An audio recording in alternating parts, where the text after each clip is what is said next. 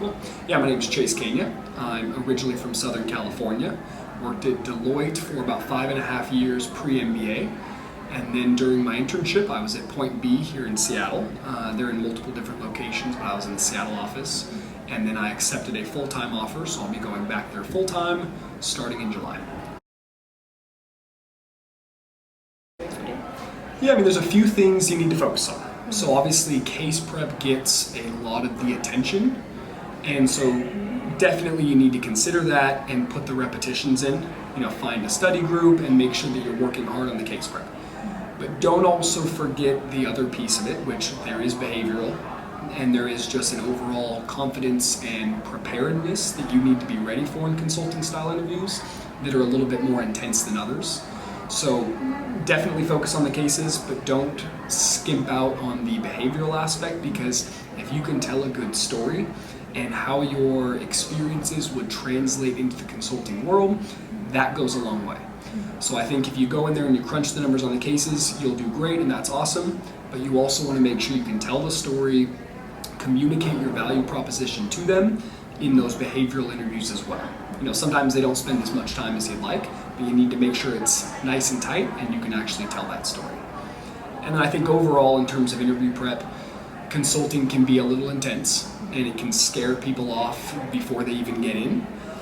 If you're confident and you believe in your story and you believe in your background and your abilities, I think that goes a long way also when you get in there on interview day. So don't forget that also. Is just be prepared, be confident in yourself, and go in there and crush it. Yeah, it's tough. Because fall quarter starts off and you're way busier than you probably think you were going to be, even if everyone told you that fall quarter is going to be busy. It's hectic. There's a lot of team-based work. Classes are intense, and recruiting hits you like a ton of bricks. Definitely you need to focus on classes and make sure you're doing well there. But let's not forget that the ultimate goal of this MBA program is to increase your skills, but also get you positioned to a company that you want to be working at in a role that you'd like to be working at. So I think when you are recruiting and you're devoting a certain amount of time to those recruiting efforts, be very intentional about the time that you're spending there and where you're allocating that recruiting time, because there's tens or hundreds of companies that are going to recruit here at Foster. You should do some initial legwork to narrow it down to a certain set of companies and roles that you want to spend additional time in. Because if you dedicate an equal amount of time to every single company and every single role, that's not going to put the right amount of time to the places that you're truly interested in, and you maybe have the best chance of success in the short, medium, and long term. So I'd say in terms of time allocation, school's important, extracurriculars are important, but in terms of recruiting, be very intentional as to how you break up that allocation of time, and make sure that you're intentional as to which companies and roles you really want, where you need to learn more of, and the ones that you're kind of just throwing your name in the hat to kind of have another option. So be very intentional there. I put a lot of time in for cases, so I felt very comfortable there. I could have done better tracking case by case, development points. I was kind of hearing them, I jot down some notes, but a more structured approach might have been, work smart, not hard. I think I probably could have gotten away doing slightly fewer cases if I had been a little bit more structured in identifying those development points and then building on those rather than just kind of cranking along. So I think that's one thing. I think I also recruited with a few firms that I had no interest in going to. Whereas if I didn't get any other offers, I would have chosen them, but I didn't want to go there.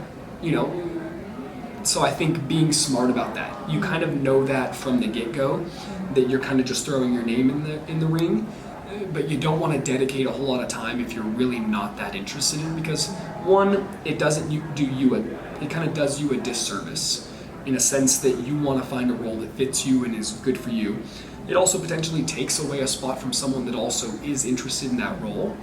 So I'd say do that initial legwork and be real with yourself, because I maybe recruited a little too long with a few places that I was not interested in, and there's no way it didn't show through on their side also. Just certain things that it's clear I don't really want this role that bad. So be real with yourself, and I wish I had done that maybe a little bit early on and kind of saved myself some time, and I could have allocated it somewhere else. It's tough because on one hand, you just had this internship experience. And if my internship experience had gone poorly, I think the decision would have been pretty easy. But the internship experience went great for me. I loved Point B, I loved their culture, was interested in the work that I was doing.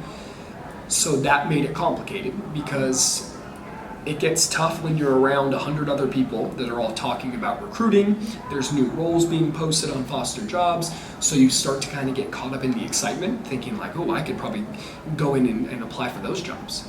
But it takes me back to the point that I just made, where if you're truly not that interested and you're only kind of just getting caught up in like the peer pressure, take a step back and try to kind of understand that and understand why you're in the MBA program, what types of kind of overall career objectives in the long term you want to accomplish, and then how your path maybe could lead you to those goals and objectives based on your potential role from an internship or second year recruiting.